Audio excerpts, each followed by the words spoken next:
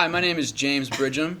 I am Christian, otherwise known as Rick Blair. I'm Brandon. Today we're gonna be talking about audio tech as in the career as in the concert realm. Audio tech is someone who their main role is configuring all the audio equipment and setting up monitors, live mixing, and running concert audio for shows. Right.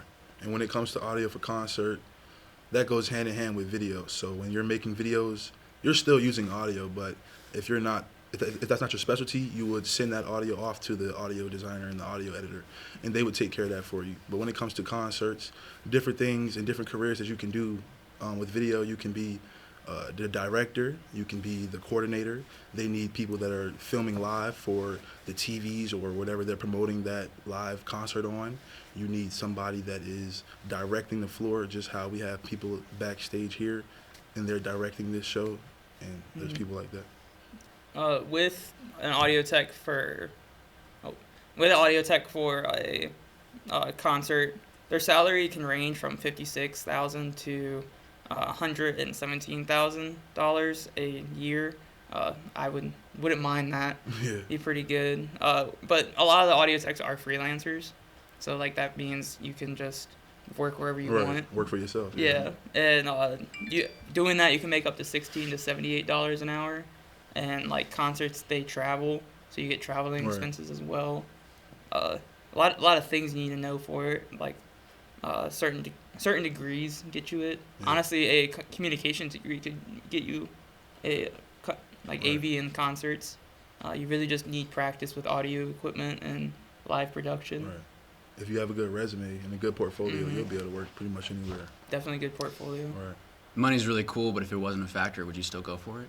I would. I think it's an interesting field. It's more of the lifestyle with it. Yeah. And there's a lot to it because traveling, you're on the road. Mm-hmm. A lot of people like to call them roadies, but with the freelancing audio, it's a way to get in with a band is really just going up to them and be like, hey, I do audio. And they're like, all right, cool, you're in. Yeah. That's a lot of the stories I've talked to about professional. That's what's happened. Right. It's honestly a pretty cool career for at some point in your life, I just want to get out and and go see everything. If you want a career that you don't have to have a set schedule, I gotta wake up at 9 to 5 or 9 to 5 every day, 5 days a week. It's let me go do something that I can do on my own with my own skills, or go get a trade somewhere, so I don't have to be on somebody else's schedule. And there's also a lot of neat things you can do. So one thing I was thinking about when we're researching this was and you see it in the movie The Dirt with Motley Crue. Yeah. Their shows were crazy, and their drummer had a rolling drum set in the air. Mm. And you have to mic all those drums, you have to mic him. Right. Everything has to be set, and just imagine trying to design something to where you can still do that. And then as an audio tech, you're still in charge of all the instruments too. Right. So if something breaks, you have to go fix it. Yeah. And you have a crew under you, of course, but at the end of the day, it falls under you. Right. But some also certifications you need rigging certifications. You need a lot of back in the day, it was all analog, so you had the huge soundboard, but now since we're going more digital, you have to learn how to use Dante patching, and you can get certified in that. I'm currently working on getting certified.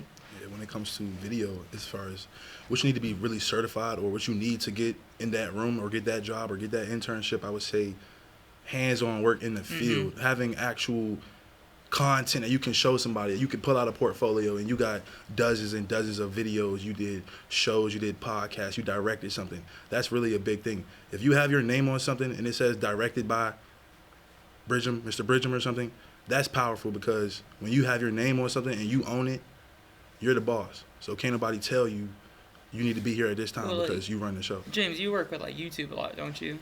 Yeah, not a lot. I have one video. Oh, okay. Well, I know you've been passionate about it. Well, I mean, it's, I have one video. It's 40 minutes long. It took 4 months to make. I made it all on just my iPhone and an editing app on my phone. So for 4 months, I'm working at a thrift store. I'm at a community college. I haven't applied to Longwood yet. I applied to one college. A couple got rejected. I was so lost. So I'm shit, what do I do? What do I want to do? Yeah. And so I was well, I want to make videos. I want to make movies. So I'll I literally made the thing out of desperation. Like I've always made content for like. I enjoyed it. You saw it? I watched about half of it. Yeah. It was called like, Orbmageddon. Yeah, Orbs and Orbmageddon. On Mr. Bridgham's simulation. It was very strange. Well, like, www.youtube/MrBridghamSimulation.com or whatever. Well, like even like having that on your resume could definitely Right. get you Yeah. into the audio realm. I don't know about like concert say, but like maybe studio work because you have to use programs to. Even if it's just an iPhone program, it shows that you can work with what you got. Yeah, but it definitely taught me that you really just need the drive for it, for anything really, Yeah. if you in a career. Yeah. When I was watching your video, because I'm an editor, so I'm watching your video. Well, what app did you use? I used Video Leap. It was Video Leap, it's okay. an editing. Yeah, I know what It was you're an talking editing app that was advertised for TikTokers. That Yeah. it's like TikTokers that wanted to learn how to make videos. And it's I like guess you learn. those apps are Yeah. good though. Like CapCut and all those TikTok editing apps. Those are good because CapCut. Yeah, it all. CapCut is what I use. I've been using CapCut for 3 It years. honestly all depends on how you use it. Right. There's a lot more to Yeah, it than you there's think. a whole lot more. You can And definitely dive deep into editing Definitely. apps like that. Definitely. Yeah. Yeah, I wasn't using it to be like Charlie D'Amelio. I was being me. So, When you say you want to make movies, are you talking about like Netflix scripts? Like you want to direct or you want to be filming? Both. Yeah, Both. direct. Yeah. I kind of want to learn all of it. Right. Honestly, in my head, I'd be like Adult Swim, HBO Max. That's where I'd want to go. Okay. Yeah. Adult Swim. Or really A lot of wherever I AV could jobs get. in it. In HBO and that whole company, Mhm. there's so many jobs. But I think I want to keep doing the YouTube thing for the next couple years so that I can, because it's not like I made one video and I'm gonna expect to blow up. Yeah. Like I'm hoping that after a while, like a Yeah. portfolio and serialization wise, like how people can tell, oh, there's a story that's connecting throughout this whole thing Yeah. that people will catch on. Well, like trying to wrap it back to the topic. Do you think YouTube and that experience with that could definitely help with like live audio and live mixing? Yeah.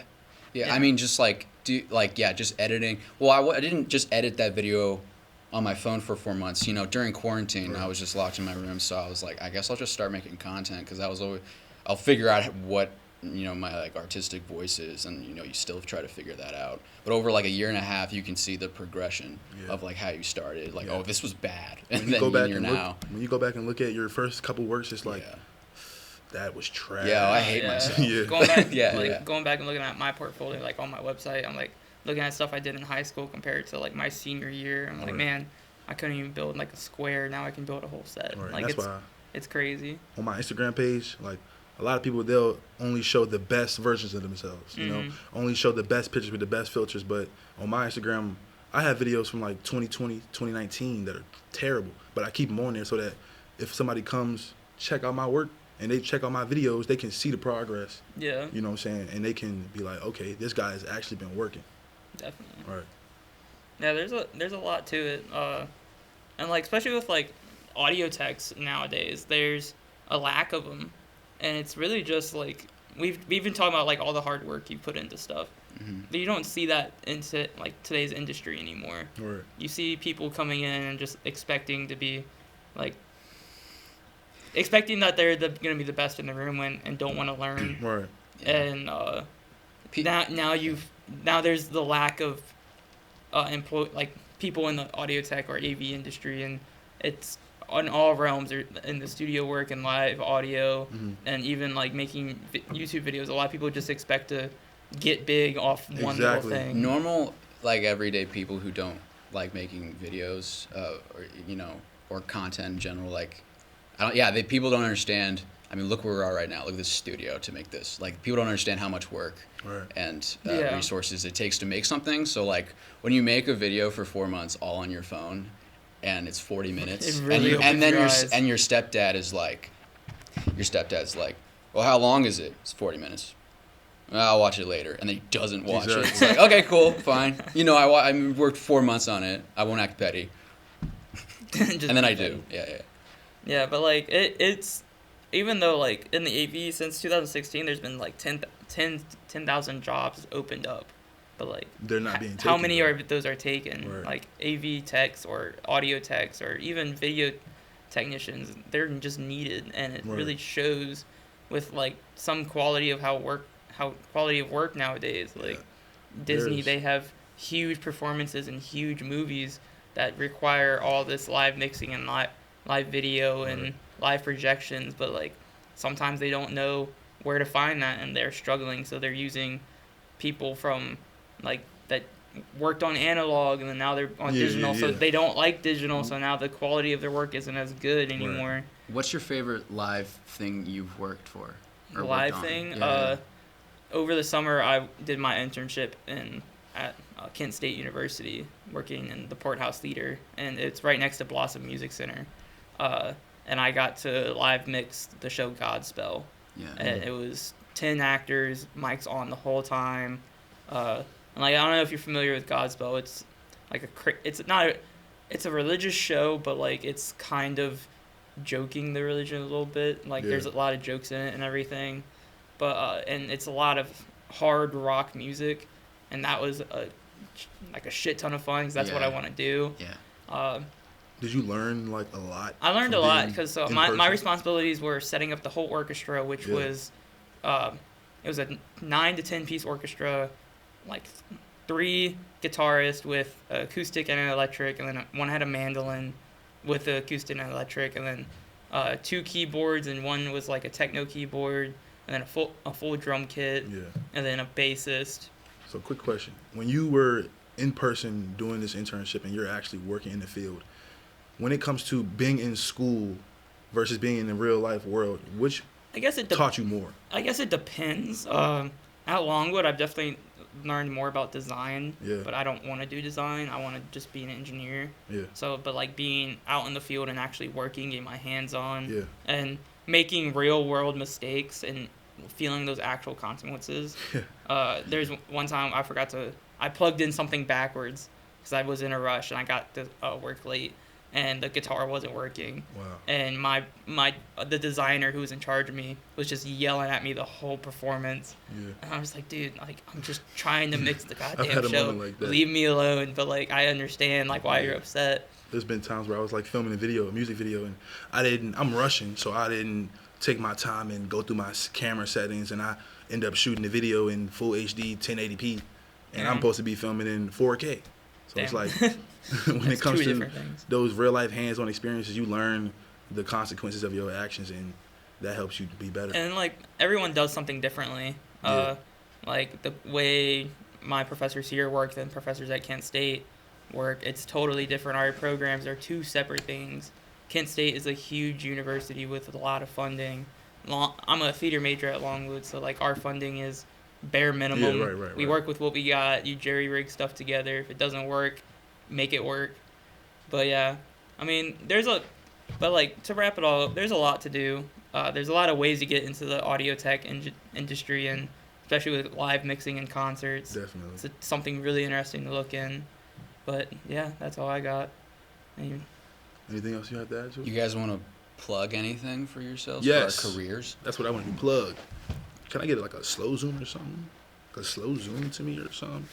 Yeah. Rick Thank you. Blair, I will be the #1 editor, videographer, cinematographer in the whole East Coast in 2027. So remember my name, Rick Blair, and follow me on Instagram, Rick Blair with 2 underscores. Have a good day. Mr. Bridgham Simulation on YouTube.com I ain't got nothing. and JR_Bridgham on Instagram.